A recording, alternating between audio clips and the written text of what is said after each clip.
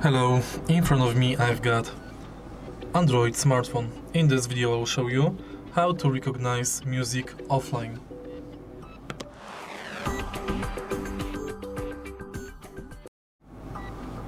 On many Android smartphones you can find the music title offline.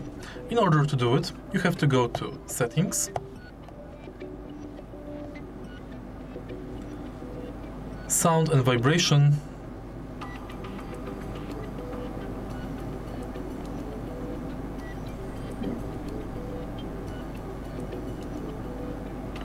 Advanced,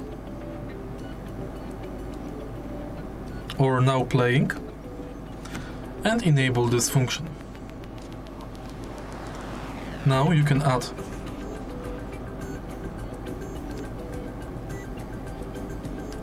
shortcut to home screen, check Now Playing history, and change default music player. Now Playing recognizes music using song database stored on your device. To protect your privacy, the automatic recognition process never sends audio or background conversation to Google. Now Playing uses privacy-preserving analytics.